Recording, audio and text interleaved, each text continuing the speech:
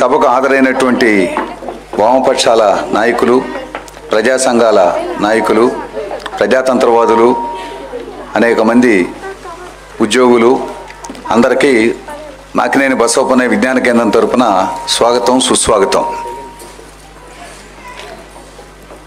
సుందరయ్య గారు ప్రముఖ స్వాతంత్ర సమరయోధులు, దక్షిణ భారతదేశంలో కమ్యూనిస్ట్ పార్టీని నిర్మించినటువంటి మహా వ్యక్తి. అదేవిధంగా భారతదేశానికి స్వాతంత్రం వచ్చిన తర్వాత పార్లమెంట్లో తొలి ప్రతిపక్ష నాయకులుగా చాలా ఉన్నతమైనటువంటి విలువలతో ఆయన వ్యవహరించారు. వారి 39వ స్మారక సభను ఇప్పుడు మనం జరుపుకుంటా ఉన్నాం. ఈ సభకు ఎంబీ విజ్ఞాన కేంద్రం ట్రస్ట్ చైర్మన్ కామ్రేడ్ మధు గారిని వచ్చి అధ్యక్షత వహించవలసిందిగా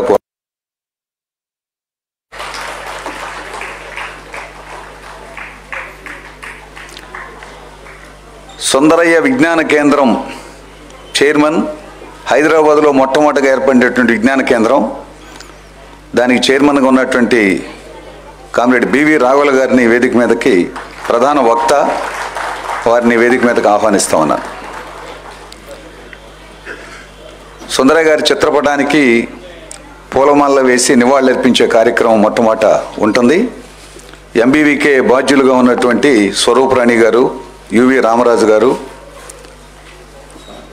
క్రాంతి కిరణ్ గారు వేదిక మీద రావాల్సిందిగా కోరుతున్నాను. తర్వాత సభా కార్యక్రమం మధు గారు నిర్వహిస్తారు.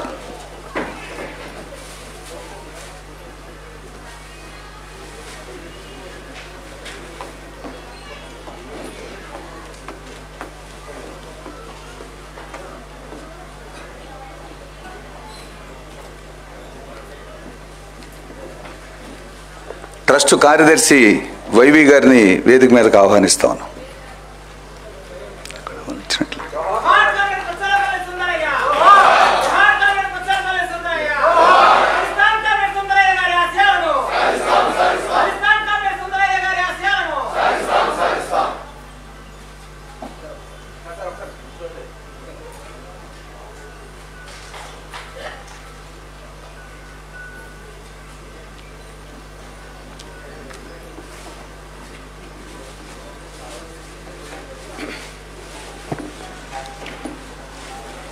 మిత్రులారా,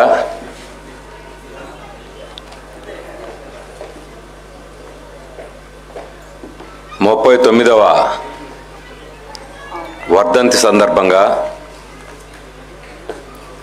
సుందరయ్య గారి స్మారక ఉపన్యాసాన్ని సుందరయ్య విజ్ఞాన కేంద్రం చైర్మన్, మొదటి నుంచి విజ్ఞాన కేంద్రాలు, ఈ విజ్ఞాన కేంద్రాల ద్వారా విద్యా వైజ్ఞానిక కార్యక్రమాలు పెద్ద ఎత్తున నిర్వహించడానికి బాధ్యత వహిస్తున్నటువంటి బివి రాఘవుల గారిని ఈరోజు ఈ ఉపన్యాసం సాగించాలని చెప్పేసి ఇక్కడ మాకినేని బసవపున్నయ్య విజ్ఞాన కేంద్రం భావించింది. సుందరయ్య గారు తన యావత్ జీవితంలో దేశ స్వాతంత్ర్యం కోసం, దేశ సమైక్యత కోసం తను జీవించి ఉన్న కాలంలో అన్ని విధాలుగా కృషి చేశారు.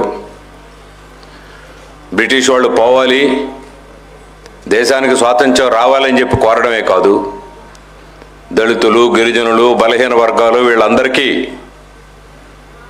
సామాజిక న్యాయం కావాలి అని చెప్పేసి ఎన్నో ఉద్యమాలు, పోరాటాలకే బాధ్యత వహించారు. ఈ దేశం సమైక్యంగా ముందుకు పోవాలన్నట్లయితే, ఆధునిక భారతదేశంగా ఈ దేశం అభివృద్ధి కావాలన్నట్లయితే లౌకిక తత్వం, మత సామరస్యం అనేటువంటిది ఒక ముఖ్యమైనటువంటి అంశంగా ఉండాలని చెప్పేసి ఆయన జీవితంలో కృషి చేశారు. రాష్ట్రాలు, జాతులు, వివిధ భాషలు వీళ్ళ మధ్య వైరం కాకుండా ఒకరినొకరు అర్థం చేసుకొని వ్యవహరించేటువంటి పద్ధతుల్లో సామరస్యంగా రాష్ట్రాల మధ్య రాష్ట్రాల యొక్క హక్కుల్ని గుర్తించడం ద్వారా ఈ సామరస్యం దేశ సమైక్యతకి తోడ్పడుతుందని చెప్పి కృషి చేశారు. దేశం ముందుకు పోవాలన్నట్లయితే స్వావలంబన చాలా ముఖ్యమైనటువంటి అంశం అని చెప్పేసి దానికోసం కృషి చేశారు. స్వయంగా ఆయన ఎన్నో సభల్లో కేంద్ర ప్రభుత్వం నేషనల్ ఇంటిగ్రేషన్ కౌన్సిల్కి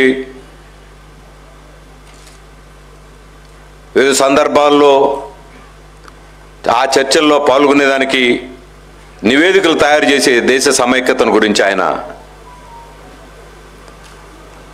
భావజాల రంగంలో కృషి చేయడమే కాదు,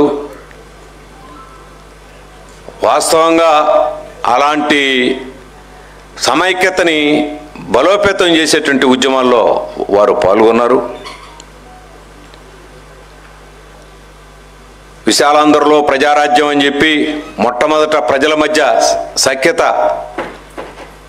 భాషా ప్రాతిపదిక మీద ఎలా ఉండాలో జాతీయోద్యమం రోజుల్లోనే ఆయన ప్రతిపాదించి దేశానికి ఒక మార్గం చూపించారు. ఇన్ని సంవత్సరాల స్వాతంత్ర్యానంతరం ఈ జాతి సమైక్యత అనేక సవాళ్లను ఈరోజు ఎదుర్కొంటూ ఉంది. ఈ దేశంలో పుట్టి ఈ దేశంలో పెరిగి తరతరాలుగా ఈ దేశంలో నివసిస్తున్నటువంటి తరగతులు ఒక ఎలక్ట్రీషియన్గా, ఒక ప్లంబర్గా, ఒక మేస్త్రిగా రకరకాలైనటువంటి పనుల్లో పనిచేసి సాయంకాలం ఇంటికి వచ్చేటప్పటికి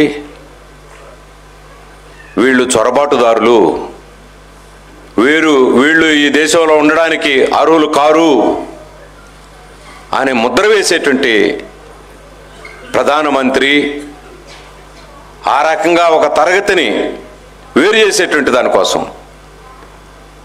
భాషపరంగా ఒకే దేశం ఒకే భాష, తతిమ భాషలన్నింటినీ తక్కువ చేసి చూడడం, ఒకే దేశం ఒకే ఎన్నిక, రాష్ట్రాల యొక్క హక్కుల్ని హరింపజేసేటువంటి విధానం, ఇలాంటి వాటితో ఆగడం కాకుండా ఈరోజు మైనారిటీలకి, ఇతర సామాజికంగా వెనకబడ్డటువంటి తరగతులకి, మహిళలకి చాలా ప్రమాదం తెచ్చిపెట్టేటువంటి విధానాలను ఈరోజు చేస్తూ ఉన్నారు. ఈ విధానాల్ని ఎంతో బలంగా ఎదుర్కొంటే తప్ప సాధ్యంగానేటువంటి ఒక పరిస్థితి ఈరోజు ఏర్పడ్డది.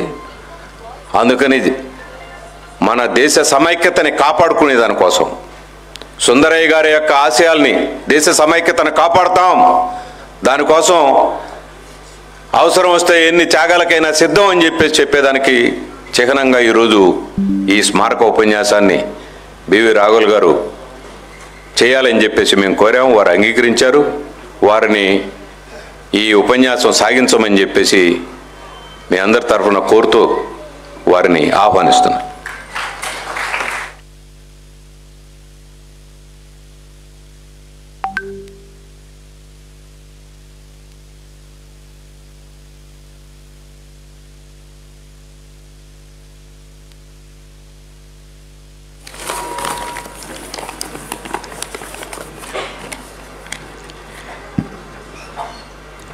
సభాధ్యక్షులు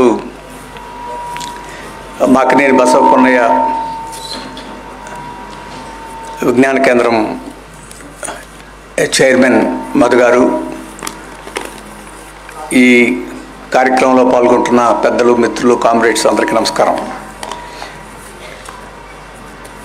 సుందరయ్య గారి 39వ వర్ధంతి జరుపుకుంటున్నాం. ఈ సందర్భంలో నిన్న హైదరాబాద్ నగరంలో డాక్టర్ మురళీధర్, ఇంతకుముందు ఒరిస్సా హైకోర్టు యొక్క చీఫ్ జస్టిస్గా పనిచేసి రిటైర్ అయిన ఆయన ఉపన్యాసం అక్కడ చేశారు. ఆయన ప్రజాస్వామ్యం గురించి, స్వేచ్ఛ గురించి, వాటికి ఎదురవుతున్న సవాళ్ళ గురించి ఆయన అక్కడ ప్రసంగం చేశారు. ఆ ప్రసంగం చాలా గొప్ప ప్రసంగం. అది బహుశా ఆన్లైన్లో పెట్టుంటారో, అది మీరు చదవచ్చు. ఈరోజు ఇక్కడ నేను మళ్ళీ ఆ విషయాల్ని ప్రస్తావించకుండా కమిటీ సుందరయ్య గారి జీవితంలో మరో ముఖ్యమైన పార్శ్వంగా ఉండే, ఆయన రాజకీయ జీవితంలో మరో ముఖ్యమైన అంశంగా మన ముందుకు వచ్చే జాతీయ సమైక్యతకి ఆయన చేసిన కృషి గురించి, కంట్రిబ్యూషన్ గురించి మాట్లాడాలని చెప్పేసి అనుకున్నాను. మనం ఈరోజు పార్లమెంటు ఎన్నికల మధ్యలో ఉన్నాం. ఇవాళతోటి 5వ దశ పూర్తి అయిపోయింది, ఇంక 2 దశలు మాత్రమే ఉన్నాయి. అంటే ఎక్కువ పార్లమెంటు స్థానాలకి ఎన్నికలు అయిపోయినాయి. బహుశా బ్యాలెట్ పెట్టెల్లో ఎవరు మళ్ళీ అధికారానికి వస్తారో అది నిక్షిప్తం అయిపోయి ఉంటుంది. రేపు ఎవరు అధికారానికి వచ్చినా కానీ మన ముందు ఒక సమస్య మాత్రం తీవ్రంగా వచ్చే అవకాశం ఉంది. అదేమిటంటే మన దేశ సమైక్యతకి, దీన్ని మనం జాతీయ సమైక్యత అని కూడా అంటున్నాం, నేషనల్ ఇంటిగ్రేషన్ అంటున్నాం. దీనికి జరిగే ప్రమాదం, వచ్చే ప్రమాదం మాత్రం పొంచి ఉంటుంది. ప్రస్తుతానికి నా ఉద్దేశంలో ఇండియా కూటమికి అవకాశం ఉందేమో అనిపిస్తుంది. కొంతమంది అటువంటి అవకాశం లేదు, మళ్ళీ ఎన్డీఏ అధికారానికి వస్తుంది అని కూడా చెప్తున్నారు. ఎట్లాగూ ఇండియా కూటమి నాయకులు తమకే అవకాశం ఉందని చెప్పుకోవడం, ఎన్డీఏ వారు తమకే అవకాశం ఉందని చెప్పుకోవడం ఆనవాయితీ. కానీ ఎక్కువ మంది మేధావులు, తటస్థంగా ఎన్నికలను పరిశీలన చేసేవాళ్ళు ఎన్డీఏ కూటమికి 2019 పరిస్థితి మాత్రం ఉండే సమస్య లేదు, అది దాని పరిస్థితి దిగజారుద్ది. ఎంత మేరకు దిగజారుద్ది అనేది మనం రేపు బ్యాలెట్ బాక్స్లో చూడాల్సి ఉంటుందని మాత్రం స్పష్టంగా చెప్తున్నారు. ఇక్కడ నేను చెప్పదలుచుకుంది, ఎవరు అధికారానికి వచ్చినా కానీ దేశ సమైక్యతకి మాత్రం సవాళ్ళు ఉంటాయి. ఎన్డీఏ ఓడిపోయి లౌకిక పక్షాల అధికారానికి వస్తే ఆ సవాళ్ళను ఎదుర్కొనే శక్తి మనకి పెరుగుతుంది. మళ్ళీ ఎన్డీఏ అధికారానికి వస్తే ఈ దేశ సమైక్యత ఎదురయ్యే సవాళ్ళని ఎదుర్కోవడానికి మనం చాలా కష్టపడి, చాలా పోరాటాలకు సిద్ధం కావాల్సి వస్తుంది. అందుకని ఎటైనా కానీ జరిగిన నష్టాన్ని సరిదిద్దుకొని మళ్ళీ ముందుకు పోవాలన్నా మనం ఈ జాతీయ సమైక్యత గురించి తెలుసుకోవాల్సిందే. దాన్ని జాతీయ సమైక్యతను భగ్నం చేసే శక్తులకు వ్యతిరేకంగా పోరాటం చేయాలని దాన్ని అర్థం చేసుకోవాల్సిందే. ఈ ఎన్నికల్లో మీరు వివిధ పక్షాలు చేసే ప్రసంగాలు, ముఖ్యంగా ఎన్డీఏ నాయకులు, ప్రధానమంత్రి మోడీ వారు చేసే ప్రసంగాలు చూస్తే కొన్ని విషయాలు మనకు అర్థమవుతాయి. ఈ ఎన్నికల్లో జాతీయ సమైక్యతకు ఏవేవైతే పార్శ్యాలు ఉన్నాయో వాటన్నిటికి సంబంధించిన చర్చ జరుగుతుంది. మొదటిది, మతం పేరుతోటి దేశాన్ని విభజన చేయడం, అనైక్యం చేయడం అనేది జాతీయ సమైక్యతకు మొదట ఎదురయ్యే సవాలు. అది పుష్కలంగా మనం ఈ ఎన్నికల్లో చూస్తూనే ఉన్నాం. ఎన్డీఏ నాయకులు, ముఖ్యంగా ప్రధానమంత్రి దేశాన్ని మతం పేరుతోటి ద్వేషాలు రెచ్చగొట్టి పోలరైజ్ చేసి ఓట్లు సంపాదించుకోవాలని చెప్పేసే ప్రయత్నం పుష్కలంగానే కనపడుతుంది. నేను తర్వాత కొన్ని విషయాలు మీకు చెప్తాను. అంతటితో ఆగడంలో కులం పేరుతోటి కూడా విభజన చేసి కులతత్వాన్ని, కుల ద్వేషాలని, కుల విభజనను కూడా సృష్టించి ఈ ఎన్నికల్లో లాభపడాలని చెప్పేసి ప్రయత్నం జరుగుతుంది. ఆ ప్రసంగాలు కూడా మనకు బాగా కనపడుతున్నాయి. ఈరోజు దేశ సమైక్యతకి కులతత్వం, కులం పేరుతోటి విభజన చేయడం అని చెప్పేసి అది కూడా ముఖ్యమైన సవాల్గానే ఉంటుంది. అది కూడా మన ముందు ఉన్నది. చాలా కాలం క్రితమే మనం మర్చిపోయాం అది, కానీ ఎన్నికల్లో మళ్ళీ రంగంలోకి వచ్చింది. రంగు ప్రాతిపదిక మీద దేశంలో ఉండే ప్రజల్ని, వాళ్ళ మనసుల్ని కలుషితం చేయాలనే ప్రయత్నం మళ్ళీ ఎన్నికల్లో మనకు కనపడుతుంది. ఎక్కడో రంగు ప్రాతిపదిక అమెరికాలో ఉంది, నల్లవాళ్ళు తెల్లవాళ్ళని, ఆఫ్రికాలో ఉంది అని చెప్పి అనుకుంటున్నాం. ఈ మధ్యకాలంలో ఒక బీజేపీ ఎంపీ ఉత్తరాది వాళ్ళందరూ తెల్లవాళ్ళు, దక్షిణాది వాళ్ళంతా నల్లవాళ్ళు, ఎందుకంటే వాళ్ళ ఆర్యులు, వీళ్ళందరూ ద్రావిడులు అని చెప్పేసి ఆయన ప్రసంగం చేశాడు. ఈ మధ్య కాంగ్రెస్ నాయకుడు శామ్ పిట్రోడా ఆయన అమాయకంగానే ఒక మాట అన్నాడు. దాని బీజేపీ వాళ్ళు వక్రీకరించి ఇప్పుడు రంగు తేడాతో చెప్పడానికి ప్రయత్నం చేస్తున్నారు. అంటే ఉత్తరాది వాళ్ళు ఐరోపా వాళ్ళలాగా తెల్లగా ఉంటారు, పశ్చిమాన వాళ్ళు అరబ్బల్లాగా బ్రౌన్గా ఉంటారు, ఈ దక్షిణాది వాళ్ళు ఆఫ్రికా వాళ్ళలాగా నల్లగా ఉంటారు, ఈ తూర్పు వాళ్ళేమో చైనా వాళ్ళలాగా పసుపుగా ఉంటారని ఆయన అన్నాడు. ఆయన ఎందుకు అన్నాడంటే ఇన్ని రకాల మనుషులు ఉన్నాం మనం, ఇన్ని రకాలుగా ఉన్నా కానీ మనం ఐక్యంగా ఉండాలని ఆయన దృష్టితోటి ఆయన అన్నాడు. సరే, ఆయన ఏ దృష్టితోటి అన్నాడు, బాగా అన్నాడు, తెలివి తక్కువగా అన్నాడు, ఏదో భాగం. దాన్ని మోడీ గారు ఈ రంగు భేదాలు సృష్టించి మన దేశాన్ని మొక్కలు చేయాలని అని చెప్పేసి దాన్ని వక్రీకరించి ఈ రంగు భేదాన్ని రంగంలోకి తీసుకురావాలని చెప్పేసి ఎన్నికల ప్రయత్నం చేశారు. ఇది పెద్దగా ఎక్కువ మంది దీని పట్ల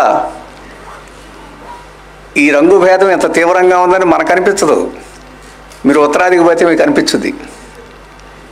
మేమందా ఆర్యులమే, తెల్లవాళ్ళమే, మిగతా వాళ్ళందరూ నల్లవాళ్ళు అని చెప్పేసే స్పృహ ఆర్ఎస్ఎస్, ఈ హిందూ మతోన్వాదులు చాలా పుష్కలంగా, చాలా తీవ్రమైన స్థాయిలో ఉంటుంది.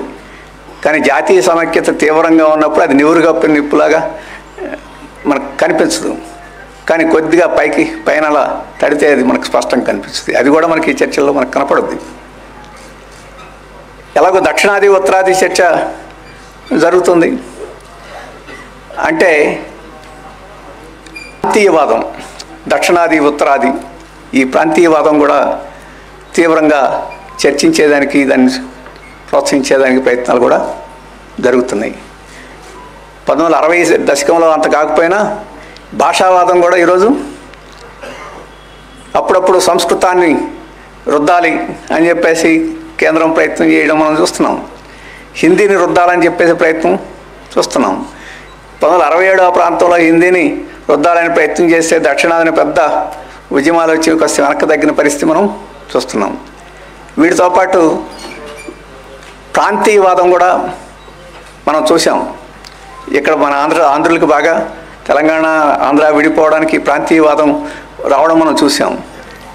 ఇప్పుడు ఉత్తరప్రదేశ్ 4 రాష్ట్రాలుగా విడదీయాలని, ఉత్తరాంచల్, పూర్వాంచల్ ఇట్లాంటి అంచెల పేరుతో విభజన చేయాలని ఇప్పుడు ఆందోళనలు జరుగుతున్నాయి. ఒకప్పుడు పూర్తిగా విచ్ఛిన్నవాదం అంటే సెపరేటిజం, ఈ దేశాన్ని నుంచే విడిపోతామని చెప్పేసి అంత స్థాయి 1967లో వచ్చింది. తమిళనాడులో ద్రవిడ ల్యాండ్ ఏర్పాటు చేస్తామని చెప్పేసి కొంత వచ్చింది. ఆ తర్వాత అస్సాం దేశాన్ని నుంచే విడిపోతామని అక్కడ వచ్చింది. ఖలిస్తాన్ ఉద్యమం వచ్చింది. ఎందుకు చెప్తున్నానంటే దేశ సమైక్యతకి మతం పేరుతోటి మతోన్మాదం నుంచి ప్రమాదం వస్తుంది, కులం పేరుతోటి కులతత్వం నుంచి ప్రమాదం వస్తుంది, ప్రాంతం పేరుతోటి ప్రాంతీయతత్వం నుంచి ప్రమాదం వస్తుంది, భాష పేరుతోటి భాష దురభిమానం పేరుతోటి కూడా మనకు సమస్యలు వస్తాయి. అత్యంత తీవ్రమైనది అంటే ఈ రాష్ట్రం నుంచి, దేశం నుంచే ముక్కలైపోతాం, విడిపోతాం అని చెప్పేసి ఈశాన్య రాష్ట్రాల్లోనూ ఇటువంటి చోట్ల గతంలో వచ్చినట్టు వచ్చింది. ఈ పరిస్థితులు మళ్ళీ దేశంలోకి చొప్పించాలని చెప్పేసి ఈరోజు బీజేపీ మతోన్మాద శక్తులు ప్రయత్నం చేస్తున్నాయి. ఈ ఎన్నికల్లో మనం స్పష్టంగా చూడవచ్చు. అందుకని మనం అప్రమత్తంగా కావాల్సిన అవసరం ఉంది అని చెప్పేసి ఆ సందర్భంలో సుందరయ్య గారి యొక్క ఆలోచనలు మనం తెలుసుకోవాల్సిన అవసరం ఉందని మీ దృష్టికి తీసుకొస్తున్నాం. మీకు అందరికీ తెలుసు మన దేశం ఎందుకు విడిపోయింది. మతం ప్రాతిపదిక మీద ముస్లిం లీగ్ అటువంటి వాళ్ళందరినీ ప్రోత్సహించి 2 దేశాలుగా విడిపోవాలని చెప్పేసి ముందుకు తీసుకొచ్చారు. ఆ రోజు బలమైన కాంగ్రెస్ ఉద్యమం దేశమంతా ఒకటి అని చెప్పేసి బ్రిటిష్ వాళ్ళకు వ్యతిరేకంగా జాతీయోద్యమాన్ని నిర్మించింది. కానీ కాంగ్రెస్లోనే ఊగేసలాట్లో అటువంటివి ఉండడం మూలంగా మన దేశ సమైక్యతను కాపాడుకోలేకపోయాం, 2 దేశాలుగా విడిపోయాం. దానికి మతం ప్రాతిపదికే. కానీ బ్రిటిష్ పాలకుల యొక్క ప్రయోజనానికి అది అనుగుణంగా ఉంది కాబట్టి ఆ రకంగా ఒక బలమైన దేశంగా ఉండకుండా విభజన ఆ రోజు చేశారు. కానీ ఆ మతం ప్రాతిపదిక మీద ప్రజలను విభజన చేయడం అని చెప్పేసి అది ఆ రోజు దేశ విభజనతో ఆగిపోలే, ఆ తర్వాత కూడా కొనసాగింది. 1960 దశకంలో చాలా తీవ్రమైన మత కలహాలు ఇవన్నీ జరిగినాయి దేశంలో. అందుకని 1961లో నేషనల్ ఇంటిగ్రేషన్ కౌన్సిల్, జాతీయ సమైక్యత ఒక వేదికని ప్రభుత్వం ఏర్పాటు చేసింది. ఆ సందర్భంలో ఆ రోజు కమ్యూనిస్ట్ పార్టీ మన జాతీయ సమైక్యతను కాపాడాలంటే ఎలా చేయాలి, ఏం చేయాలని చెప్పేసి ఒక పత్రం కూడా వాళ్ళకి ఇచ్చారు. 1965లో అప్పుడు సిపిఎంగా ఏర్పడింది, సుందరయ్య గారు ప్రధాన కార్యదర్శి. 1968లో 67, 68 ప్రాంతంలో కూడా దేశంలో తీవ్రమైన మత కలహాలు జరిగినాయి. హిందువులకి, ముస్లింలకి పెద్ద ఎత్తున మత కలహాలు జరిగినాయి. దాంట్లో ముఖ్యమైన పాత్ర ఆర్ఎస్ఎస్ నిర్వహించింది. ఆ రోజు ఆ మత కలహాల మీద వేసిన ప్రతి కమిషను అట్లాంటి నివేదికలు మనం చూస్తాం. వాటన్నిటిని పరిశీలించి 1968లో జరిగిన నేషనల్ ఇంటిగ్రేషన్ కౌన్సిల్కి సుందరయ్య గారు ఆ రోజు ప్రధాన కార్యదర్శిగా ఒక నివేదిక ఇచ్చాడు. ఈ దేశంలో జాతీయ సమైక్యతకి ఎవరు ముప్పు తెస్తున్నారు, దాన్ని ఎలా మనం రక్షించుకోవాలని చెప్పేసి దాంట్లో చేశారు. అయినా మన సూచనలు పెద్దగా పాలకవర్గాలు పట్టించుకోవాలి. ఎందుకంటే ఈ పాలకవర్గాలకు ఆ రోజు ఉపయోగం కాబట్టి పట్టించుకోవాలి. మళ్ళీ ఈ జాతీయ నేషనల్ ఇంటిగ్రేషన్ కౌన్సిల్ వాళ్ళ సమావేశాలు కూడా నిర్వహించాలి. మళ్ళీ 1991లో బాబ్రీ మసీద్ కూల్చిపోయిన తర్వాత 1992లో జాతీయ నేషనల్ కౌన్సిల్ వేశారు. అప్పుడు కూడా కమ్యూనిస్ట్ పార్టీలు తమ ఆలోచనలు చెప్పినాయి.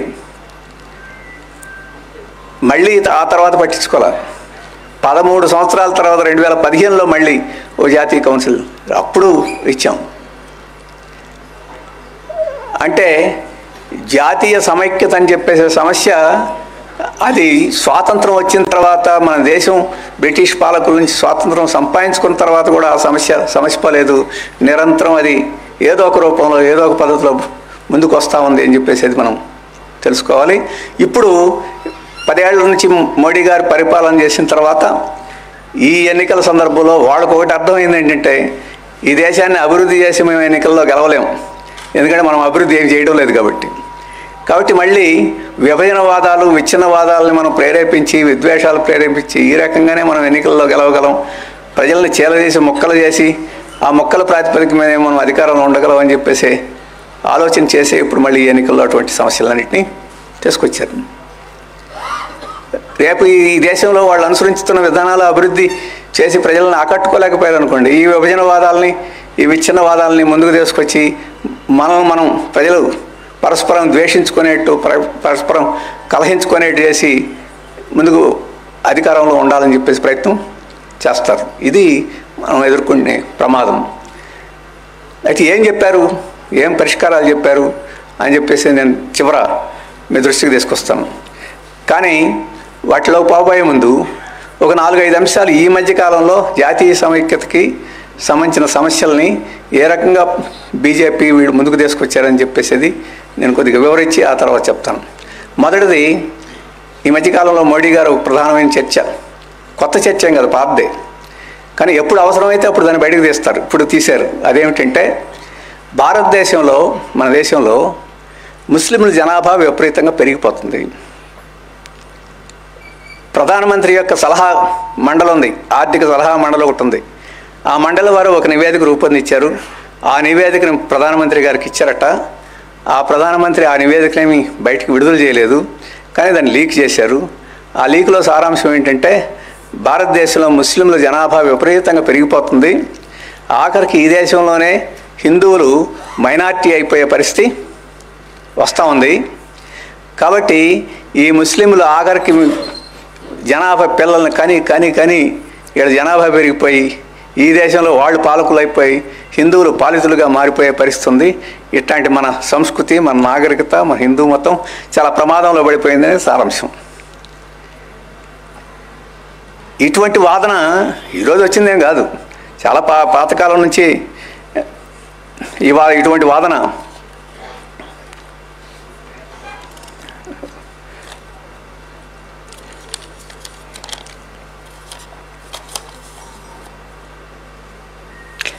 (1815లోనే ఆయన పుస్తకం రాశాడు, ది డయింగ్ రేస్, అంటే క్షీణిస్తున్న మరణిస్తున్న జాతి అని చెప్పేసి పుస్తకం. ఎవరు? హిందువులు.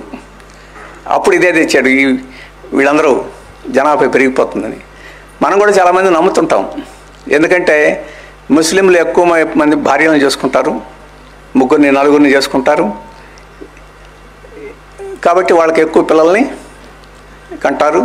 అంటే భార్యకి 2 చొప్పున కలిగినా 8 మంది అవుతారు కదా, కాబట్టి ఒక్కొక్కరు 4-5 కనేస్తున్నారు, కాబట్టి వాళ్ళ జనాభా పెరిగిపోతుందని సులభమైన వాదన. పైకి చూస్తే కరెక్ట్ అని చెప్పేసి అనిపిస్తుంది. ఈసారి ఇప్పుడు మోడీ గారు కూడా అటువంటి వాదన తీసుకొచ్చారు. ముస్లింల జనాభా విపరీతంగా దేశంలో పెరిగిపోతుంది, అని చెప్పేసి, వాళ్ళు ఎక్కువ మంది పిల్లల్ని అంటున్నారు అని చెప్పి. ఖార్గే గారు అన్నారు, కాంగ్రెస్ అధ్యక్షులు, నాకు కూడా 5 పిల్లలు ఉన్నారు, నేను కూడా ఈ దేశాన్ని పనికిరానా అని చెప్పేసి ఆయన ఒక మాట అన్నాడు. అంటే వాళ్ళు ముస్లింలు ఉన్నారు, హిందువుల్లో కూడా ఉన్నారు కదా పిల్లలు, 5-6 పిల్లలు అని చెప్పేసి దాన్ని కౌంటర్ చేస్తున్నారు. సరే, ఆ వాదోపవాదాల పక్కనైనా విషయం ఏంటంటే హిందువుల్ని భయపెడుతున్నారు. ముస్లింలు ఈ రకంగా పిల్లలు కానీ ఇది ముస్లిం దేశం, ఇస్లాం దేశం అయిపోతుంది హిందూ దేశం కాకుండా. కాబట్టి 2 పనులు చేయాలా, వాళ్ళ పిల్లల్ని కనకుండానే చేయాలి, లేదా వాళ్ళు ఎంతమంది ఉన్నా మనకు గులాములుగా ఉండే ద్వితీయ శ్రేణి పౌరులుగా ఉండాలి తప్ప శాశ్వతంగా ఈ దేశం హిందూ రాజ్యాంగపరంగానే హిందూ దేశంగానే ఉండాలని చెప్పేసి పత్రాన్ని మార్చాలి అని చెప్పేసి దాని యొక్క సారాంశం. అంటే ఈ రకంగా వైషమ్యాలు మతం మీద సృష్టించిన తర్వాత ఈ దేశం సమైక్యంగా ఎట్లుంటుంది? విభజన చేసిన తర్వాత కూడా ఈ దేశంలో 14% మంది ముస్లింలు ఉన్నారు.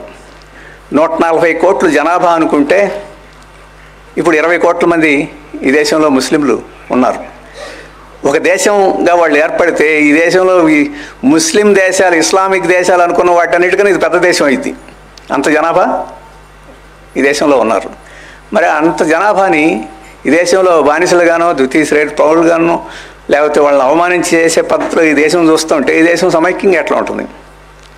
నిరంతరం ఘర్షణలు, నిరంతరం తగాదాలు, అశాంతి ఉంటుంది తప్ప ఇది ప్రశాంతంగా అందరం పరస్పరం గౌరవించుకునే పద్ధతిలో దేశం ఉండదు. ఇటువంటి వాతావరణంలో ఉన్నప్పుడు ఉగ్రవాదం ఎందుకు పుట్టదు? ఉగ్రవాదమైనా పుట్టుద్ది. పిల్లిని ఒక మూలక నెట్టి చేస్తే అది ఎదురు తిరుగుతుంది అంటారు. అందుకని మైనార్టీలని వాళ్ళని మెజారిటీ రక్షణ ఇచ్చి వాళ్ళని కలుపుకొని పోయే దేశాలు శాంతియుతంగా ఉంటాయి తప్ప మైనార్టీల్ని దాడి చేసి హింసించి లొంగదీసి చేయాలనే దేశాలు ఎక్కడ ప్రశాంతంగా ఉన్న పరిస్థితులు ఉండవు. అందుకని మనకి కాన్స్టిట్యూషన్ తయారు చేసుకునేటప్పుడు బ్రిటిష్ వాళ్ళు చేసిన వాటి నుంచి అనుభవం నేర్చుకొని ఈ దేశం లౌకిక రాజ్యం, ఏ మతం వాళ్ళైనా మతం వారి సొంత విషయం, రాజ్యం మాత్రం అందరినీ సమానంగా చూస్తుందని రాజ్యాంగంలో రాసుకున్నాం. దానికి భిన్నంగా ఈరోజు మాట్లాడుతున్నారు. లేదు ఈ వాదన ఏమైనా శాస్త్రీయమైంది, నిజమైందా? వస్తుగతంగా కాదు. ఇంతకుముందు చెప్పాను, మన జనాభాలో 1000 మందికి 1000 మంది మగవాళ్ళకి 1000 మంది ఆడవాళ్ళు ఉంటారు. ప్రకృతి సహజ సిద్ధాంతం. కానీ ఇప్పుడు కొత్త సాంకేతిక పరిజ్ఞానం వచ్చి ఆడపిల్లలు అని తెలుసుకొని పుట్టుకలోనే వాళ్ళని వగదించే కార్యక్రమం అయిన తర్వాత నిష్పత్తి తగ్గిపోయింది. అంటే పురుషులు ఎక్కువ ఉన్నారు, స్త్రీలు తక్కువ ఉన్నారు. మరి ఒక్కొక్కడు 5 పెళ్ళాలను చేసుకున్నారు అనుకోండి, మిగతా పురుషులు ఏమైపోరు? వాళ్ళకి పెళ్ళిళ్ళు కావు, వాళ్ళకి భార్యలు ఉండరు, వాడి పిల్లలను అనేది లేదు. మరి ఎక్కడి నుంచి వస్తారు అదనమైన పిల్లలు? అందరూ తలా ఒక భార్యాభర్తలు సమానంగా ఉన్నారు అనుకోండి, ఎంతమంది పిల్లలు ఉంటారో కొంతమంది ఎక్కువ చేసుకున్న దానివల్ల ఎంతమంది పిల్లలు ఉంటారు. ఎక్కడి నుంచి అదనంగా వస్తారు? అంటే ఇది కామన్ సెన్స్ పాయింట్. కానీ అంత కామన్ సెన్స్గా మనం ఆలోచించాల్సిన అవసరం లేదు. ద్వేషంతో ఆలోచిస్తాం కాబట్టి ఇది నిజమేమని చెప్పేసి అనుకుంటారు. ఇదొకటి. రెండవది, వాస్తవంగా ప్రపంచ పరిస్థితి అంతా చూస్తున్నప్పుడు ఇది పెళ్ళిళ్ళ మూలంగానో వాటి మూలంగానో వీటి మూలంగానో జనాభా ఎక్కడ పెరగడంలా. కొన్ని గణాంకాలు మనం చూస్తే ఈరోజు ఉత్తరప్రదేశ్లో, అంటే భారతదేశంలో TFR అంటాం, టోటల్ ఫెర్టిలిటీ రేట్. అంటే ఒక్కొక్క సగటు దంపతులకి ఎంతమంది పిల్లలు పుడుతున్నారు అని చెప్పేసి అది లెక్క. మన దేశంలో ఇప్పుడు TFR రేటు అంటే దేశ సగటు 2.1%. అంటే ఒక దంపతులకి 2.1 మంది పిల్లలు పుడుతున్నారని. ఇంట్లో ముస్లింలకు ఎంతమంది ఉంది? 2.6. అంటే సాధారణంగా సగటు కన్నా వాళ్ళు కొద్దిగా ఎక్కువ మంది పిల్లలు పుడుతున్నారు. హిందువులకి ఎంత ఉంది? 1.9 మంది. మామూలు దేశ సగటు కన్నా కొద్దిగా తక్కువ ఉన్నారు. కాబట్టి ముస్లింలు ఎక్కువ పిల్లలు అంటున్నారు, హిందువులు తక్కువ పిల్లలు అంటున్నారు అనేది ఇది వాస్తవం. మోడీ గారు చెప్పింది వాస్తవం అనిపిస్తుంది మనకి. కానీ కొన్ని అదనమైన వివరాలు చూడండి. ఉత్తరప్రదేశ్లో హిందువులు 2.21 అంటే 2.2 మంది పిల్లలు అంటున్నారు. అలాగే బీహార్లో ఎంతమంది కంటున్నారు? 2.88 కడుతున్నారు. అంటే ముస్లింల కన్నా హిందువులు ఎక్కువ మంది పిల్లలు కంటున్నారు బీహార్లో. కేరళలో ముస్లింలు ఎంతమంది కంటారు? 2.2 కంటున్నారు. హిందువుల కన్నా తక్కువ కంటున్నారు ముస్లింల పిల్లల్ని.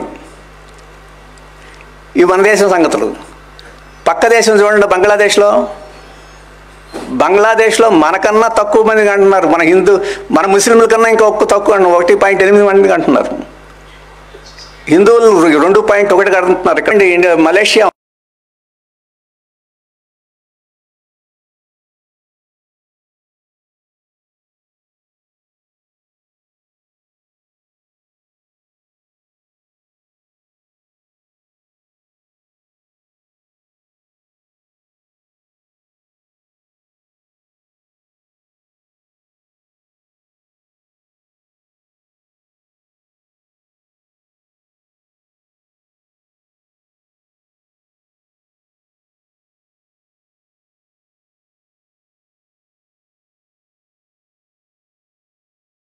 ఉంది. మలేషియాలో 1.7 కంటున్నారు. అంటే జనాభా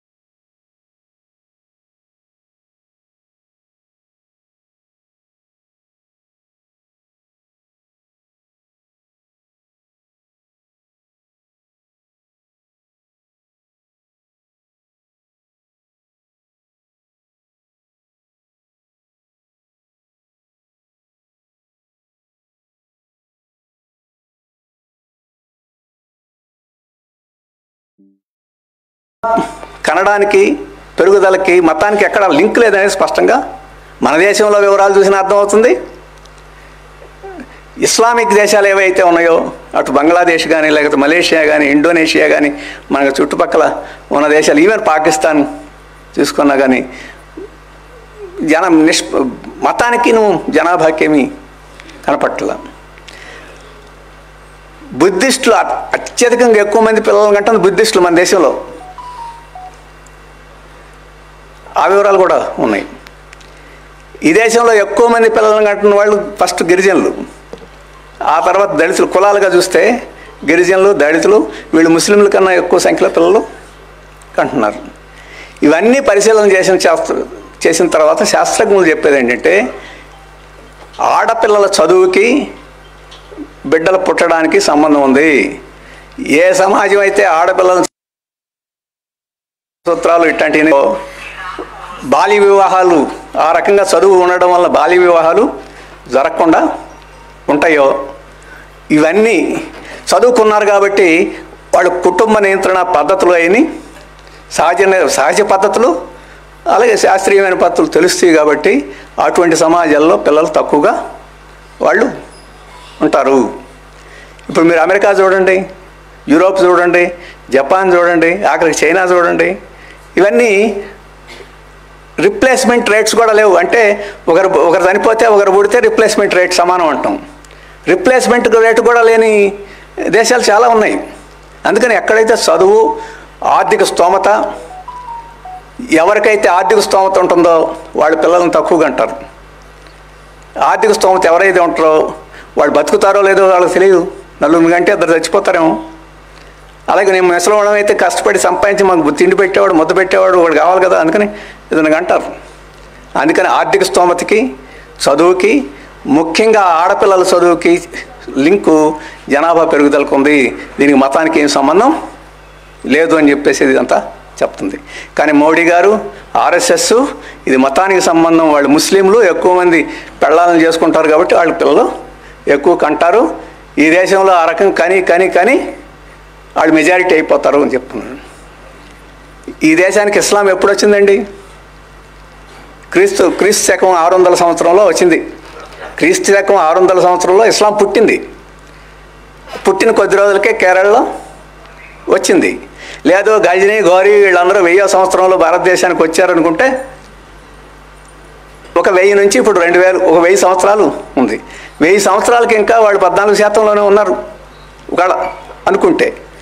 వాళ్ళు రాజులు, రాజ్యాలు, మొఘళ్ళు, సుల్తాన్లు, చక్రవర్తులు, ఖిల్జీలు, లోడీలు వీళ్ళందరూ నిజాములు పరిపాలన చేసిన సందర్భంలోనే జనాభా పెరగల. ఇప్పుడు వాళ్ళు ఎవరు లేరు. ఇప్పుడు అట్లాంటి వాళ్ళు వచ్చే అవకాశం లేదు. ఇప్పుడున్న సమాజంలో వీళ్ళు ఎక్కువ మంది భార్యలు చేసుకుంటున్నారు కాబట్టి పెరిగిపోతారని చెప్పేసి ఆ రకంగా చెప్పడం అనేది ఇది వాస్తవాల మీద ఆధారపడి కాదు, అబద్ధాల మీద ఆధారపడి ఒక ద్వేషాన్ని సృష్టించాలని చేసే పని అని చెప్పేసేది దీన్ని చూస్తే మనకి అర్థమైపోద్ది. అందుకని వాళ్ళకి వాస్తవాలు కూడా అవసరం లేదు. ప్రెజుడిసెస్ మీద ఆధారపడి ఈ రకమైన చేస్తారు. ఇది ఒక్క ఉదాహరణ చెప్పా. ఇట్లాంటి ఈ ఎన్నికల్లో చాలా చెప్పచ్చు. ఇండియా వాళ్ళు అధికారానికి వస్తే రామ మందిరాన్ని బుల్డోజర్లు పెట్టి కూల్చేస్తారట. ఇప్పుడు ఆ రాముడి విగ్రహం తీసుకొచ్చి బయటేసి టెంట్ వేసి టెంట్లో పెట్టేస్తారట. అంటే ఇట్లాంటి పద్ధతిలో దాని ఉద్దేశం ఏంటి? టెంట్లో పెడతారా, బుల్డోజర్ వస్తుందని కాదు, అటువంటి సృష్టించి తగాదాలు సృష్టించాలని చెప్పేసి పద్ధతిలో ఆ ప్రచారం వాళ్ళు చేస్తున్నారు.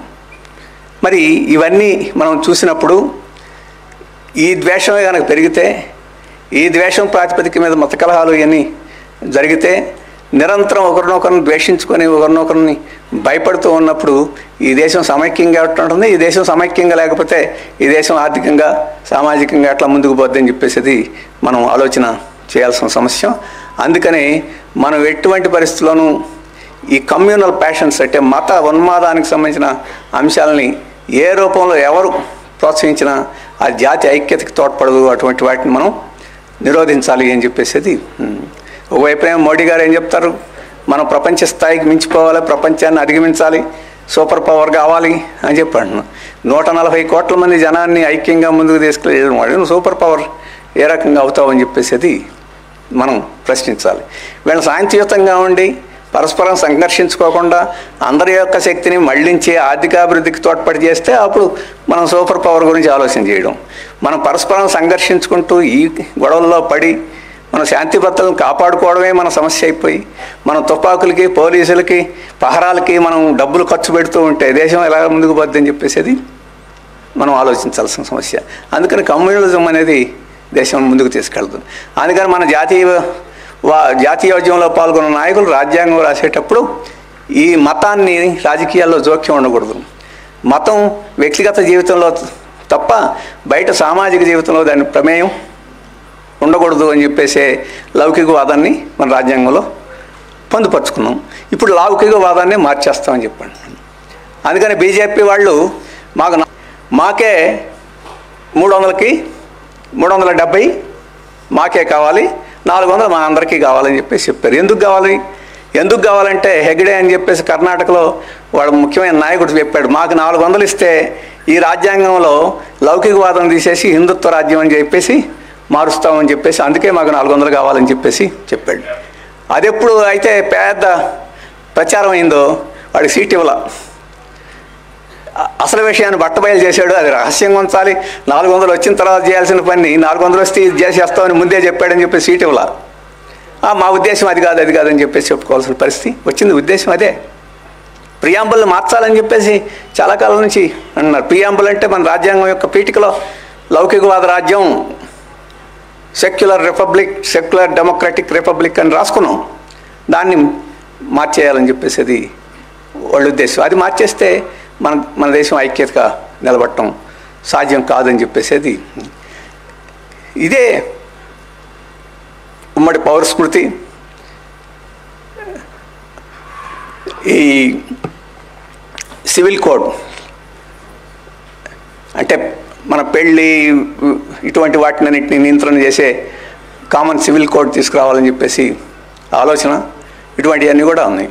మేము 370 సవరణ చేసేసాం. అక్కడ ముస్లింలు అత్యధికంగా ఉండే వాళ్ళకి ఒక స్వతంత్ర ప్రతిపత్తి కలిగిన రాజ్యం లేకుండా చేసాం. ఆ రకంగా వాళ్ళకి ప్రత్యేకత లేకుండా చేసాం. కాబట్టి మిగతాయి కూడా చేసేస్తామని చెప్పేసి చెప్పుకుంటూ వచ్చారు. దీని పట్ల మనం అప్రమత్తంగా ఉండాలి. కాబట్టి మన జాతీయ సమైక్యతకి అత్యంత ప్రమాదకారి ఈ మతోన్మాదం. ఆ మతోన్మాదానికి ఈరోజు ప్రాతినిధ్యం బీజేపీ వహిస్తుంది. దాని వెనక ఆర్ఎస్ఎస్ ఇటువంటి సంఘ పరివార శక్తులు ఉన్నాయి అని చెప్పేసి మనం జ్ఞాపకం పెట్టుకోవాలి. మైనార్టీ మతస్థుల్లో కూడా ఇట్లాంటి సంస్థలు ఉన్నాయి. ఈరోజు ఎంఐఎం ఉంది, లేకపోతే ఎస్డిపిఐ ఉంది, లేకపోతే జమాయతీ ఇస్లామీ ఉన్నాయి. ఇటువంటివన్నీ కూడా వాళ్ళ మైనార్టీ మత ఉన్మాదాన్ని వాళ్ళు కూడా రాజకీయాలు మతం శాసించాలని చెప్పేసి అంటారు. అయితే ఈ దేశంలో వాళ్ళు మైనార్టీ కాబట్టి వాళ్ళు రాజకీయాలను శాసించగలిగిన పరిస్థితిలో ఉండరు. కానీ ఈ మతోన్మాదాన్ని చూపించి వాళ్ళు కూడా మైనార్టీలు లౌకిక భావనల వైపుకి రాకుండా వాళ్ళు కూడా మతోన్మాదం వైపుకి కుచించుకొని పోయి ఆ మతంలోనే వాళ్ళు ఉండి అలా ఆలోచన చేసే పరిస్థితికి వాళ్ళని ఈ మతోన్మాద సంస్థలు తీసుకెళ్తున్నాయి. కాబట్టి మెజారిటీ మతోన్మాదాన్ని మనం వ్యతిరేకించాలి అని చెప్పంటే మైనార్టీ మతోన్మాదాన్ని కూడా మనం ప్రశ్నించాలి. అప్పుడే మనకి లౌకికవాదం నిలబడటం సాధ్యం అవుతుంది తప్ప దాన్ని ప్రశ్నించకుండా దీన్ని ఒక్కదాన్ని ప్రశ్నించిపోవటం సాధ్యం కాదు. అందుకని మీరు అప్పీజ్మెంట్, ఈ లౌకికవాదులు కాదు, వీళ్ళు సూడో లౌకికవాదులు, ముస్లింల ఓట్ల కోసం, మైనార్టీ ఓట్ల కోసం వాళ్ళని సముదాయిస్తుంటారు, అప్పీజ్ చేస్తుంటారని చెప్పేసి చెప్తుంటారు. కొంతవరకు నిజం. కాంగ్రెస్ పార్టీ వాళ్ళు, ఇతర బూర్జువా పార్టీల వాళ్ళు అట్లాంటి చేస్తారు. రాజీవ్ గాంధీ అదే పని చేశాడు. షాబాను కేసు వచ్చిన తర్వాత ముస్లిం పెద్దల్ని సంతృప్తిపరచడానికి అమెండ్ చేశారు, ఒక చట్టం చేశారు. హిందువులకు కోపం వస్తే వాళ్ళని సంతృప్తిపరచడానికి బాబరీ మసీదు తాళం తీసేశారు. అంటే వీళ్ళ సంతృప్తిపరచడానికి ఒక చర్య, వాళ్ళని సంతృప్తిపరచడానికి ఒక చర్య చేసి మతోన్మాదం పట్ల సానుకూలంగా వ్యవహరించడం అని చెప్పేసి బూర్జువా వర్గానికి అలవాటు అయిపోయింది. ఎవరనేది సమస్య కాదు. 1961 జాతీయ సమైక్యతా కౌన్సిల్, అంటే ఆ జాతీయ సమైక్యతా కౌన్సిల్లో అన్ని రాష్ట్రాల ముఖ్యమంత్రులు వాళ్ళు వీళ్ళు నాయకులందరూ ఉండి మనం సామరస్యాన్ని ఎట్టా పెంపొందించాలని చర్చ కోసం మీటింగ్. అది ఆ మీటింగ్లో ఎవరిని పిలిచారు? హిందూ మహాసభను పిలిచారు, ఆర్ఎస్ఎస్ వాళ్ళని పిలిచారు, జనసంఘ వాళ్ళని పిలిచారు, వాళ్ళందరూ పిలిచారు. సరే పిలిచారు. మరి ఆ మతోన్మాదులను పిలిచినప్పుడు ఆ పక్క మతోన్మాదులు ఏం చేశారు? ఎంఐఎంని పిలవాల, ముస్లిం లీగ్ని పిలవాల, అకాలీదళని పిలవాల, డిఎంకేని పిలవాల. ఒకవేళ చర్చించి అటువంటి వాళ్ళని కూడా కళ్ళెం వేసి మనం మార్గంలో తెచ్చుకోవాలంటే వాళ్ళని వీళ్ళని పిలిచి కూర్చోబెట్టి జాగ్రత్త అని చెప్పడానికి వేయాలి. కాబట్టి మన పాలకులు కూడా వాళ్ళ రాజకీయ అవసరాల కోసం వాటి కోసం మతోన్మాదంతో రాజీ పడి అటువంటి సందర్భాలు కూడా ఉంటున్నాయి. అది కూడా ఒక ముఖ్యమైన సమస్య. అయితే మతోన్మాదాన్ని పెంచి పోషించి ప్రత్యక్షంగా చేసేవాళ్ళను చాటుమాటుగా ఉపయోగపెట్టుకోవాలని ప్రయత్నం చేసేవాళ్ళు తేడా చూడాలి. ఇద్దరిని ఒకే ఘాటను కట్టకూడదు. కానీ ఈ సమస్య ఉంది. ఇది మొదటిది. ఇక రెండవ సమస్య ఈరోజు కులతత్వం. మనకు తెలుసు 1947లో రాజ్యాంగంలో కుల మత ప్రాంత భాష లింగ భేదాలతో నిమిత్త లేకుండా అందరం పౌరులని సమానం అని చెప్పి రాసుకున్నాం. అలాగే అంటరాంతనం ఇటువంటివన్నీ నేరాలు వాటి నిషేధం కూడా చేశాం. అలాగే ఈ కుల వ్యవస్థ మంచిది కాదు, ఇది పోవాలి అని చెప్పేసి కూడా దాదాపు అందరూ అంగీకరించిన పరిస్థితి. మనం అనుకుంది స్వాతంత్రం వచ్చిన తర్వాత అభివృద్ధి జరుగుతూ ఉంటే అందరూ పెరుగుతూ ఉంటే క్రమేణా ఈ కులభావాలు పోయి అందరం ఒకటి అయిపోయి మనం అందరం ఒకటి అని చెప్పేసి హెచ్చు తగ్గులు కాదు, ఏమైనా పొడవులు పొట్టి తేడాలు తప్ప ఈ కాలంలో ఈ 75 ఈ కాలంలో చూస్తే కులం తగ్గినట్టు కనిపిస్తలేదు. కులం బలపడినట్టు, కులతత్వం బలపడినట్టు, కులభావాలు బలపడినట్టు, ఏ కులం వాళ్ళు కులం గురించి ఆలోచన చేసుకునేదానికి అనిపిస్తుంటుంది మనకి. ఆ చర్చ వేరే. కులం వ్యవస్థలో ఏం మార్పులు రాలేదని కదా, చాలా మార్పులు వచ్చినాయి. కానీ ఆ మార్పుల్లో ఒక ముఖ్యమైన మార్పు ఏంటంటే ఈ కులానికి కొత్త లక్షణాలు వచ్చేసినాయి. ఇప్పుడు రాజకీయ పార్టీలన్నీ కులాలను చూసి ఏ కులం వాళ్ళు ఎక్కువ ఉన్నారని చెప్పేసి దాన్ని బట్టి అభ్యర్థులు పెడుతున్నారు. అలాగే మా కులం వాళ్ళు ఎంత ఉన్నారు కాబట్టి మీకు ఇన్ని ఓట్లు వేస్తామని చెప్పి ఇంత డబ్బు కావాలని అడిగే సంఘాల నాయకులు ఉన్నారు. ఇవన్నీ మనం చూస్తున్నాం. అలాగే మన రాజ్యాంగంలో ఏం చేసాం, అలాగే చట్టాలు ఏం చేసాం, రిజర్వేషన్లు ఇస్తున్నాం. రిజర్వేషన్ ఇవ్వాలంటే పలానా కులం అని రాయాలి. నేను పలానా కులం బీసీ కిందకి, ఎస్సీ కింద, ఎస్టీ కిందకి వస్తాను, ఇప్పుడు అయితే ఓబీసీ కిందకి కూడా వస్తాను కులం రాయాలి. ఒక రకంగా నీ కులం గురించి మర్చిపోకుండా నీ కులం గురించి ప్రతిసారి జ్ఞాపకం చేసుకున్నట్టు విధానాలు ఉన్నాయి. మండల్ కమిషన్ అప్పుడు చూసాం, ఇట్లాంటివన్నీ చూసాం. కాబట్టి ఈ కులతత్వం అనేది కూడా ప్రజలను విడదీసే పరిస్థితి ఉంది. ఆ కులతత్వాన్ని ఎవరు రెచ్చగొడుతున్నారో, ఎవరు వినియోగించుకుంటున్నారో అనేది ముఖ్యం. ఈ ఎన్నికల్లో చూడండి, ప్రధానంగా మొట్టమొదటి ఎవరు చర్చలు ఏమనెత్తాడు? మోడీ గారు, మేము వస్తే ముస్లింలకి రిజర్వేషన్ రద్దు చేసేస్తాం అని చెప్పేసి అన్నాడు. ఏం చేస్తారు?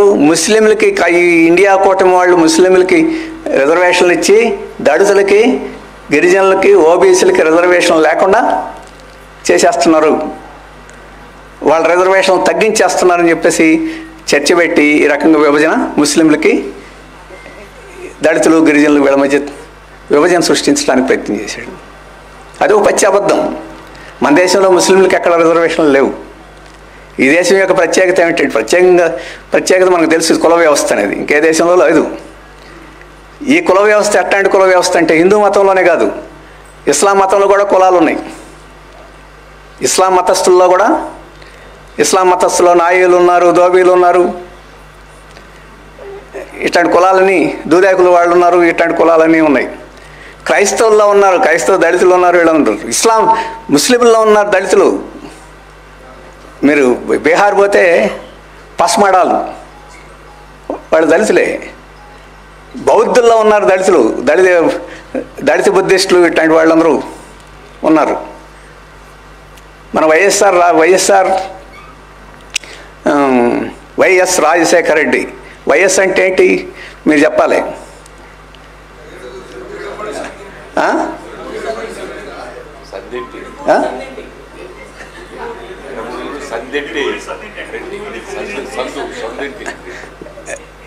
ఆయన నిక్నేమ్ ఏంటంటే వై శామ్యూల్ రాజశేఖర్ రెడ్డి.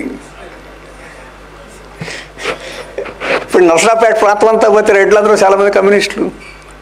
ఇప్పుడు ఈ అవనగడ్డ ఈ ప్రాంతం పోతే కమ్మాళ్ళందరూ చాలామంది కమ్యూనిస్టులు. Sorry, Christians. వాళ్ళకి ప్రత్యేకమైన చర్చిలు ఉంటాయి, దాంట్లో దళితులు రానివ్వరు. అంటే ఉన్నాయి భారతదేశం యొక్క పరిస్థితి అది.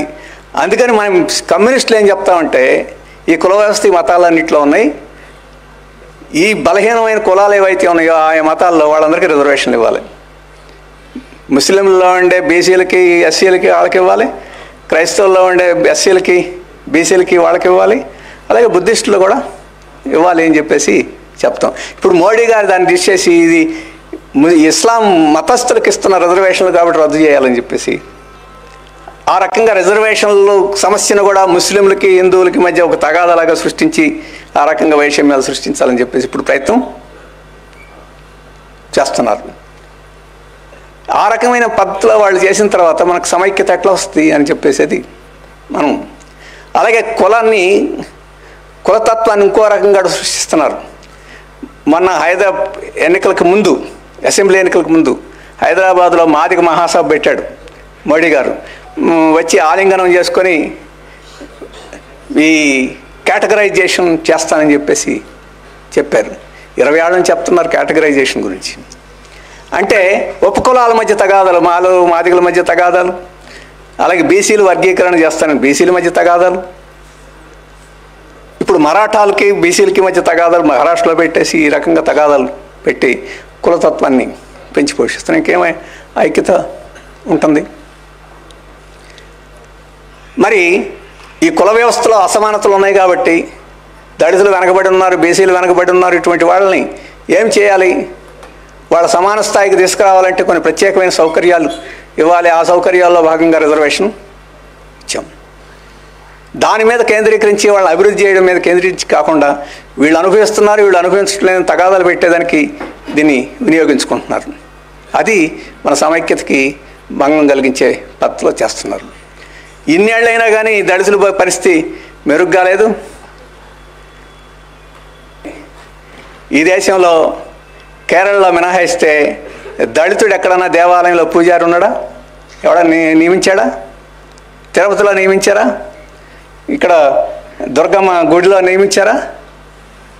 నియమించలేదు. అంటే కుల వ్యవస్థను కాపాడాలనేది వాళ్ళ ప్రయత్నం. నీకు ఏ కులంలో పుట్టాడనేదా పూజారికి వాళ్ళు చెప్తున్నారు కదా, కులంలో పుట్టాడనేది కాదు ముఖ్యం, వారికి నైపుణ్యం ఉందా లేదనేది ముఖ్యం అని చెప్పేసి వాళ్ళు చెప్తుంటారే. మరి నీకు వేదం వచ్చా లేదనేది కొలబద్దా, లేకపోతే నాకు కులంలో పుట్టేవా లేదనేది కొలబద్దా?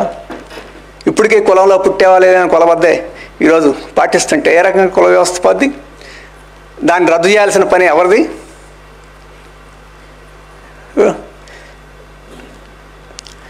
ఇంత పెద్ద రామాలయం కట్టారు, దళిత పూజారిని పెట్టమనండి మోడీ గారిని.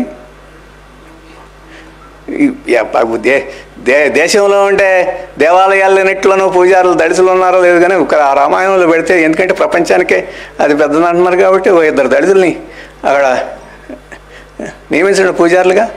లేదా వేదాలు రావన్నారు అనుకుంటే ప్రత్యేకమైన సెక్షన్ పెట్టండి. విశాఖపట్నం స్టీల్ ప్లాంట్లో నిర్వాసితులకు ఉద్యోగాలు కావాలంటే వాళ్ళకి ప్రత్యేకమైన ఐటీఐ పెట్టి వాళ్ళకి సెక్షన్ ఇచ్చి 10,000 మందిని విశాఖపట్నం స్టీల్ ప్లాంట్లో ఉద్యోగాలుగా వేసుకున్నారు. వాళ్ళు బ్రహ్మాండంగా అన్నీ చేస్తున్నారు. వీళ్ళు మాత్రం ఎందుకు చేయరు? కానీ కుల వ్యవస్థను ఆ రకంగా రద్దు చేయాలని చెప్పేసి ఇది ఉద్దేశం కాదు, కుల వ్యవస్థను ఉపయోగించుకోవాలనే ఉద్దేశం. ఆ కుల వ్యవస్థను కుల విభజన చేసి చీలికలు చేసి ఉపయోగించుకోవాలనే ఉద్దేశం. అందుకనే ఇది చేస్తున్నారు. ఇప్పుడు మోడీ కుల వ్యవస్థని బలహీనం చేసే పని కాకుండా అది బలం చేసే పద్ధతిలోని ఈరోజు ఉపన్యాసాలు అవన్నీ మనం చూస్తూ ఉన్నాం. అలాగే ఈరోజు ఇంతకుముందే చెప్పాను, రంగు సమస్యని మిగతా శామ్ పిట్రోడా మాటలన్నింటి పక్కన పెట్టినా ఇప్పుడు దక్షిణాదికి ఉత్తరాదికి తగాదా పెట్టే ప్రయత్నం చేస్తున్నారు. ఇంతకుముందే చెప్పాను, దక్షిణాది వాళ్ళు నల్లవాళ్ళు, అక్కడ తెల్లవాళ్ళు అని చెప్పేసి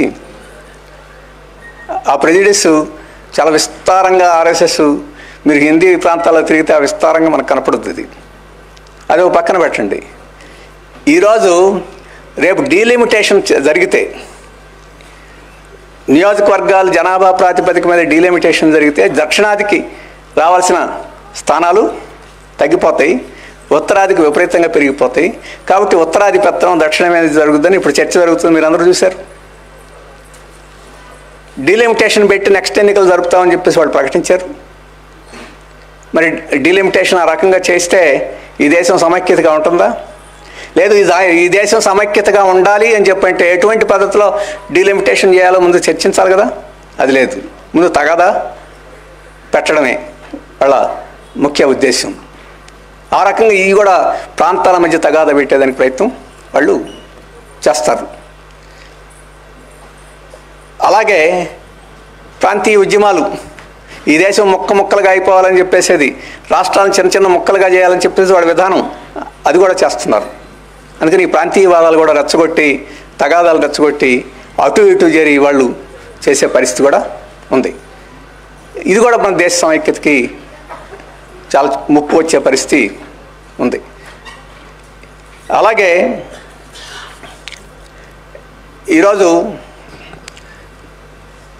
మణిపూర్లో ఏం జరిగింది? కుక్కీలకి మైటీలకి తగాదా పెట్టారు. మైటీలు హిందువులు, కుక్కీలు క్రైస్తవులు. వీళ్ళు ఒక తెగ, వాళ్ళ తెగ. తెగల మధ్య తగాదా, ఆ తెగలు మతాల మధ్య తగాదా పెట్టారు. పరస్పరం చంపుకునే పరిస్థితి ఉంది. తుపాకులు పెట్టి దళాలు ఏర్పాటు చేసుకొని చంపుకునే పరిస్థితి ఉంది. అవతల జాతి మహిళగానే లేదు, వాళ్ళు రేప్ చేయొచ్చు, చంపేయచ్చు.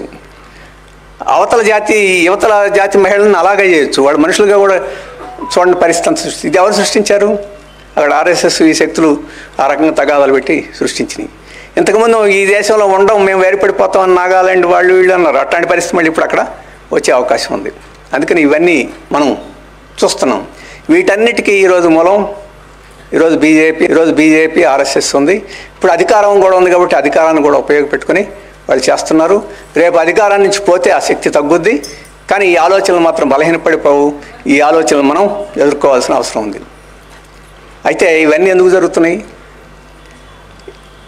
ఈ మోడీ గారో లేకపోతే వీళ్ళు వ్యక్తులు చెడ్డవాళ్ళని జరగటం కాదు. ఈ దేశంలో పరిపాలించే పెట్టుబడిదారి వర్గం ఇట్లాంటి విభజనలు ఉండాలని చెప్పేసి కోరుకుంటుంది. కాబట్టి ఆ విభజనలో తమ పరిధి దాటిపోకూడదనేది తప్ప అది నిరంతరం కొనసాగాలని కోరుకుంటుంది. అందుకనే వాళ్ళ పునాది ఎక్కడ ఉంది. నేను పాత చరిత్రకి మనం ఇప్పుడు కొత్త ఇప్పుడు వరకు చెప్తాను. ఈరోజు భారతదేశాన్ని పరిపాలన చేస్తున్న కార్పొరేట్ సంస్థలు ఏవైతే ఉన్నాయో, పేర్లు చెప్పాలంటే ఒక 5 పేర్లు: అదానీ, అంబానీ, టాటా, బిర్లా, ఇంకెవరో ఒకరిద్దరు ఉన్నారు, ఇంకా కొత్త కూడా యాడ్ అవుతారు. ఇటువంటి వాళ్ళు ఎవరైతే ఉన్నారో ఈ కార్పొరేట్ సంస్థలు ఈ దేశం మొత్తం తమ గుప్పెట్లో ఉండాలి.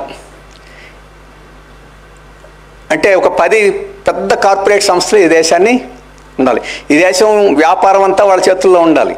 ఈ దేశంలో ఏ రాష్ట్రంలో ఏ మూల పరిశ్రమలన్నా వాళ్ళ చేతుల్లోనే ఉండాలి. ఈ దేశంలో బ్యాంకుల్లో ఉండే డబ్బులందరూ వాళ్ళకి మాత్రమే అప్పులు ఇవ్వాలి. ఈ దేశంలో ఉండే రాజ్యాంగ యంత్రం అంటే ఐఏఎస్లు, ఐపీఎస్లు లేకపోతే ఇట్లాంటి వాళ్ళందరూ ఈ డిపార్ట్మెంట్స్ అవన్నీ వాళ్ళు చెప్పిన గుప్పెట్లో ఉండాలి. ఇది ఉండాలంటే ఈ దేశం యూనిఫైడ్గా ఏర్పడాలి. ఈ దేశం మొత్తం ఒకే మార్కెట్గా ఉండాలంటే ఏం చేయాలి? ఒకే పన్ను ఉండాలి. అందుకని ఒకే పన్నును తీసుకొచ్చింది బీజేపీ, జిఎస్టీ. ఈ దేశం అంతా రేపు ఒకే రిజిస్ట్రేషన్ కావాలంటుంది. ఇప్పుడు ఇక్కడ పెట్టిన జగన్మోహన్ రెడ్డి పెట్టిన ల్యాండ్ టైటిల్ యాక్ట్ ఈడేదో తెచ్చింది కాదు. మొత్తం కార్పొరేట్ క్లాస్ కేంద్ర ప్రభుత్వం నుంచి, వరల్డ్ బ్యాంక్ నుంచి ల్యాండ్ టైటిల్ అంటే భూ యాజమాన్యం అనేది దేశం మొత్తం మీద ఒకే పద్ధతిలో ఉండాలి. ఎక్కడైనా కూర్చొని కంప్యూటర్ మీద ఎక్కడ ఫలానైనా కొనుక్కోవని పద్ధతి ఉండాలని చెప్పేసేది. దానికి అన్ని రాష్ట్రాలకి ఆదేశాలు వచ్చినాయి. ఇక్కడైనా పరమ వీరభక్తుడు కాబట్టి బీజేపీ వాళ్ళకి అందరికన్నా ముందు ఇక్కడ చేశారు. మిగతా వాళ్ళు చిన్నగా చేస్తున్నారు. అక్కడ పక్కన తెలంగాణలో కూడా జరుగుతుంది, ఇతర రాష్ట్రాలు కూడా జరుగుతున్నాయి. కాబట్టి ఒకే రిజిస్ట్రేషన్, భారతదేశంలో ఒకే లైసెన్సు. ఆ మధ్య బీజేపీ వాళ్ళు, ఆర్ఎస్ఎస్ వాళ్ళు చెప్పారు పోలీసులకు ఒకే యూనిఫామ్, దేశమంతా పోలీసులకు ఒకే యూనిఫామ్. మన పిల్లలందరూ చదువుకునే భాష కూడా ఒకటే ఉండాలి, హిందీ.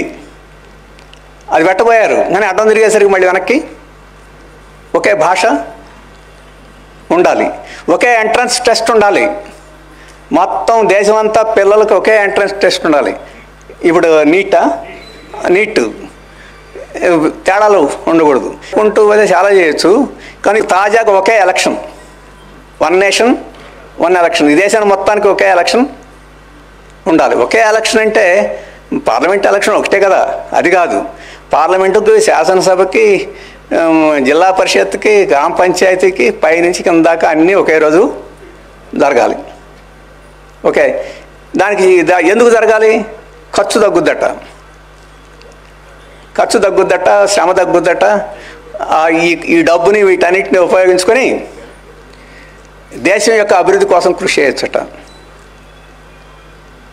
తమాషాగా చెప్తాను, ఈ మధ్య ఎవరో టీవీ చేశాడు, ఆ తర్వాత అంతకుముందు ఇప్పుడు చూస్తున్నా, రోజుకి 10 డ్రెస్సులు మారుస్తాడు మోడీ.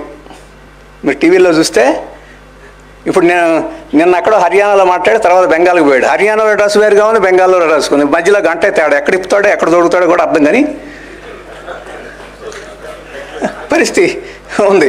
మరి అంత ఖర్చు ఎందుకు పెడుతున్నాడు? ఒక సూట్కి 1 లక్ష రూపాయలు 2 లక్షలు అవుద్దట, లెక్కలు చెప్తుంటే చూస్తుంది వాడేసి సూట్కి. అంటే వీళ్ళు ఖర్చుల గురించి మాట్లాడుతున్నారు, ఈ ఖర్చులు మిగులుతాయి, ఎన్నికల ఖర్చులు. అంటే ప్రజాస్వామ్యాన్ని ఖర్చుతోటి కూడతాడు.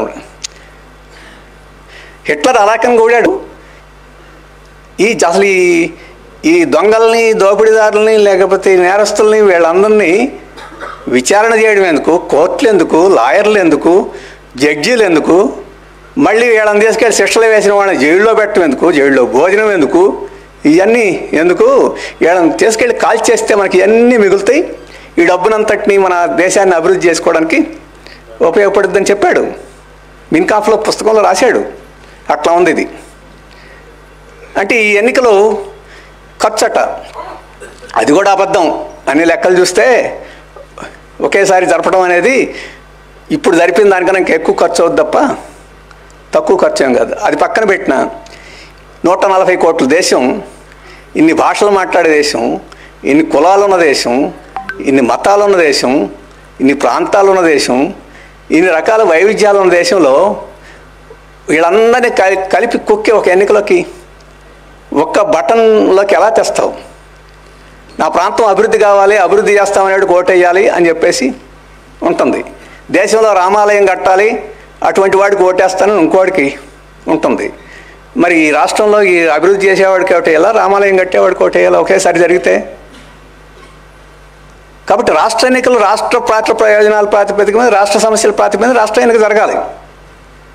దేశం సమస్య వచ్చినప్పుడు దేశ ఎన్నికలు, దేశ ప్రయోజనాలు, దేశ విధానాల మీద ప్రాతిపదిక మీద జరగాలి. సర్పంచ్ ఎన్నిక ఆ ఊరు, నీళ్లు, నిప్పులు, రోడ్డు, వాటి ప్రాతిపదిక మీద సర్పంచ్ ఎన్నికలు జరగాలి. వీటన్నిటిని కలిపి చేయడం అంటే మోడీని చూసి ఓటేయండి అంటాం తప్ప దేశాన్ని చూసి వీటి నుంచి ఓటే అంటే ఒక నిరంకుశత్వాన్ని రంగంలోకి తీసుకురావడం, అలాగే తమ ప్రయోజనాలకి విలువ లేకుండా చేయడం, రాష్ట్రాల ప్రయోజనాలకి, భాషా ప్రయుక్త రాష్ట్రాల కోసం పోట్లాడాం. సుందరయ్య గారు విశాలంధ్రలో ప్రజారాజ్యం పుస్తకం రాశారు. ఏ భాషకు సంబంధించిన వాళ్ళు ఆ రాష్ట్రం ఉంటే ఆ రాష్ట్రాలు బాగా అభివృద్ధి జరుగుతాయి అని చెప్పేసి ఉద్దేశంతో. ఇప్పుడు రాష్ట్రాల ప్రాతిపదిక లేదు. అలాగే మేము వెనకబడిన కులాలం, మాకు న్యాయం జరగటం లేదు, మా ప్రతినిధి ఉంటే బాగుంటుందని చెప్పేసి అటువంటి వాళ్ళు తమకు నచ్చిన వాళ్ళకి ఓటేసేదానికి అవకాశం లేదు. అటువంటి పరిస్థితి ఈరోజు తీసుకొస్తుంది. అందుకే ఈరోజు పాలక వర్గాలకి ఇది ఉండకూడదు. ఇక్కడ తెలుగుదేశం వాడో లేకపోతే వైఎస్ఆర్పీ వాడో ఇక్కడ నేను పన్ను వేస్తానని చెప్పేసి వేస్తాడు. ఇప్పుడు ఇక్కడ ఏదో కొత్త సీట వచ్చిందంట కదా, ఏదో కొత్త మందు తాగేవాడికి తెలుస్తుంది అది. జగన్ మందు ఏదో వచ్చిందట. ఇప్పుడు ఏం చేశారు, ఈ మందుని జిఎస్టీ నుంచి పక్కన పెట్టారు, వాడు పన్ను వేసుకోవచ్చు. రేపు ఈ కార్పొరేట్లు అందరూ ఈ మందుకు కూడా వాడే అమ్ముకోవాలి.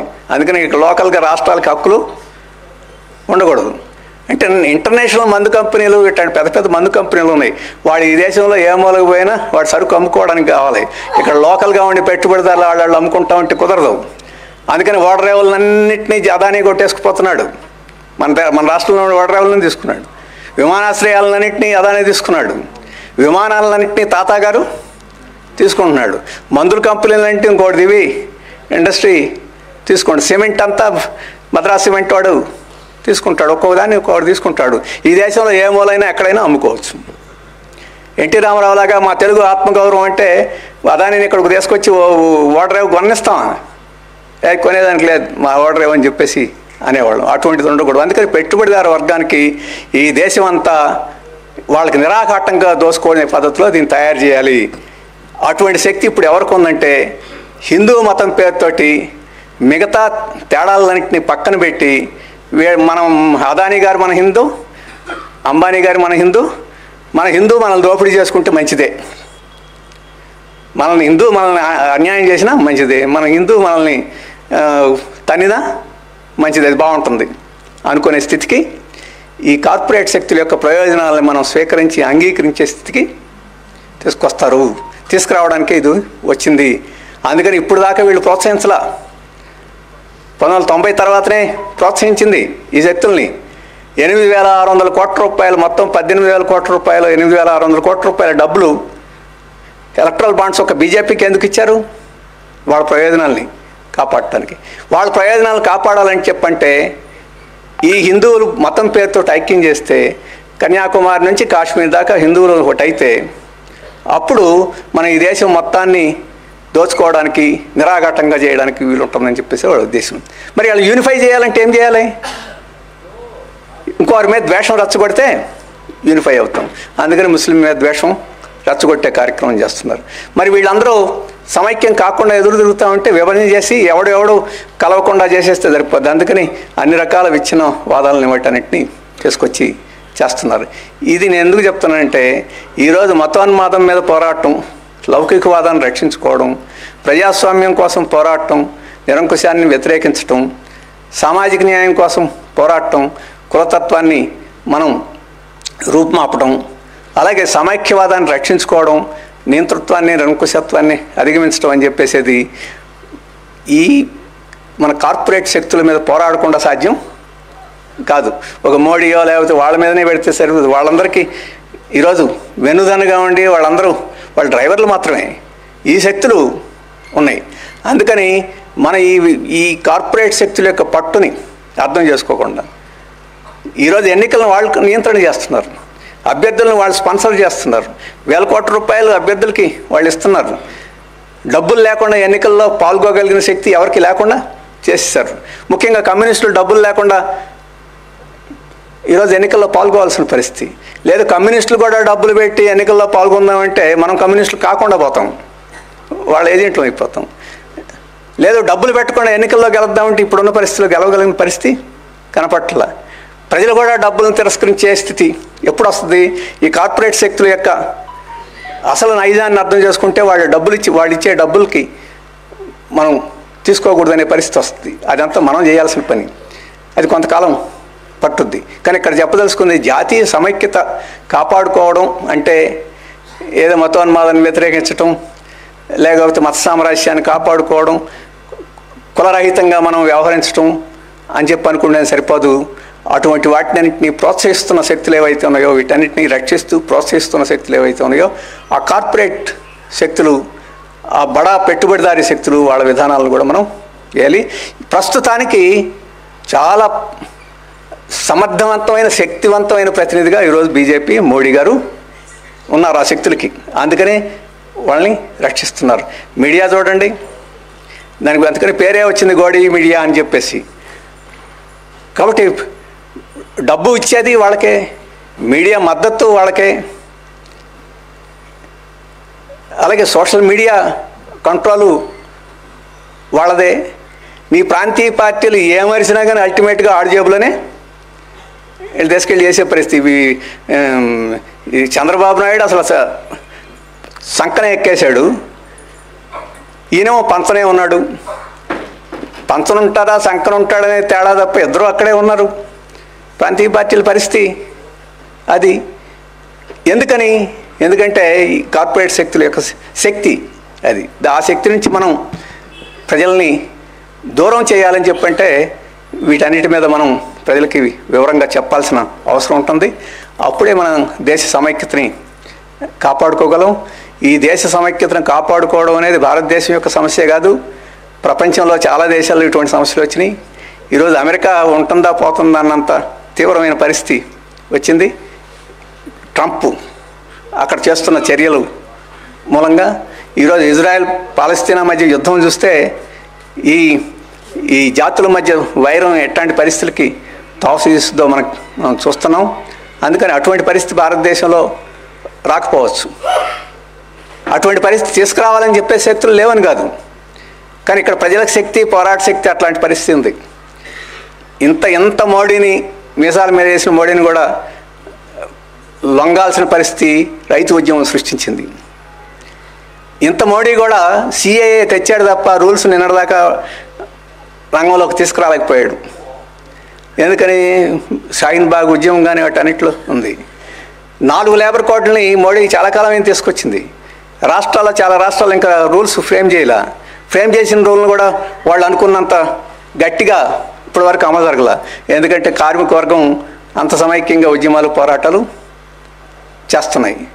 ఇప్పటి వరకు అనేక రాష్ట్రాలు మన బోర్వెల్స్కి మీటర్లు పెట్టాలని చెప్పంటే ఎదురు తిరిగినాయి. ఇప్పుడు వరకు ఎలక్ట్రిసిటీ బిల్లు పాస్ చేశారు. ఇప్పుడు వరకు దాన్ని రాష్ట్రంలో చాలా ప్రాంతాల్లో అమలు జరపలేకపోయారు. ఒక ఆంధ్రప్రదేశ్లోనే ఇతను చేశాడు తప్ప. ఎందుకని? ఈ శక్తులన్నీ అటువంటి పద్ధతిలో పోరాడే శక్తులు కూడా ఉన్నాయి, లేకపోతున్నాడు. అందుకనే ఈ ఎన్నికల్లో వాళ్ళకి అష్యూరెన్స్ ఇచ్చాడు. ఈ మనకు ఉద్దేశించిన మాట అయితే సినిమా డైలాగ్ వస్తుంది మనకి. ఏదో సినిమాలో అంటాడు, నీకు సినిమా చూపిస్తా మామ అని చెప్పేసి పాట ఉంటుంది. సినిమా చూపిస్తా మామ అని చెప్పి అంటే నీ సంగతి చూస్తాను మామ అని చెప్పేసేది. అందుకని మన సంగతి చూస్తాడు, వాళ్ళకి చూపిస్తాడు.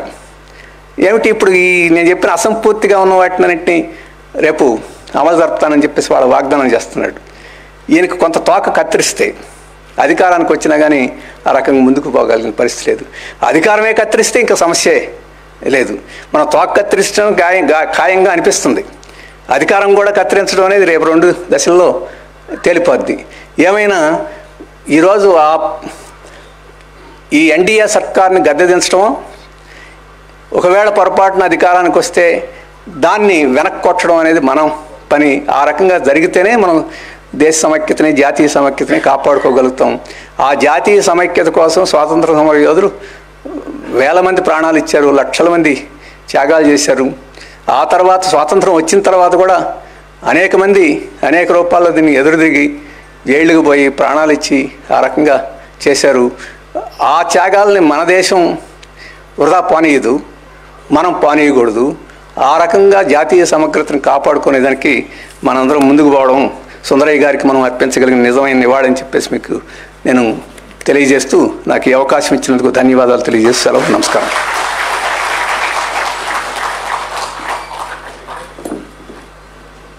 మిత్రులారా, రాఘవులు గారికి మనకి ఈ సందర్భంలో జాతీయ సమైక్యత, దాని ప్రాధాన్యత, దాని గురించి ఉపన్యాసం చేసి మనకు ఎన్నో విషయాలు తెలియజేశారు. వారికి ప్రత్యేకంగా ధన్యవాదాలు తెలియజేస్తున్నాం.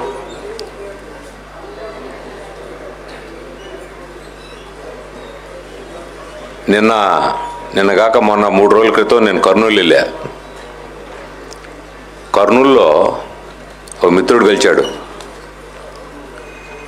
ఆయన కొత్తగా ఉద్యోగం వచ్చింది, ఇల్లు ఎత్తుక్కుంటున్నాడు.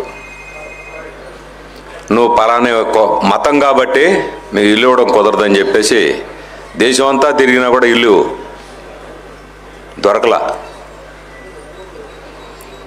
నివురుగప్పిన నిప్పులాగా ఈరోజు ఈ కులం పేరుతో, మతం పేరుతో పెద్ద ఎత్తున అనైక్యతని సృష్టించేటువంటి పరిస్థితులు మన రాష్ట్రంలో కూడా పెద్ద ఎత్తున పెరుగుతున్నాయి. అమలాపురంలో అంబేద్కర్ కోనసీమ అని చెప్పి ప్రకటిస్తే 144 సెక్షనే కాదు, ఫైరింగ్ దాకా వెళ్ళింది పరిస్థితి. చేసింది ఏమీ లేదు. అంబేద్కర్ కోనసీమ పేరు పెట్టినందుకు మతాన్ని, కులాన్ని వినియోగించి పెద్ద ఎత్తున ప్రజల్లో అనైక్యతని సృష్టించడం అంటే దేశ సమైక్యత. కులానికి, మతానికి సంబంధం లేకుండా అందరం కలిసి దేశ సమైక్యత కోసం పోరాడాలని చెప్పి సామ్రాజ్యవాదానికి వ్యతిరేకంగా, వలస ఆధిపత్యానికి వ్యతిరేకంగా మన జాతీయ సమైక్యత ఏర్పడ్డది. అంటరానితనం కుదరదు అని చెప్పి జాతీయ సమైక్యత ఏర్పడ్డది. మత ఉన్మాదం కుదరదు ఇది అని హిందువులు, ముస్లిములు ఏకమై దేశ స్వాతంత్ర్యం కోసం పోరాడారు.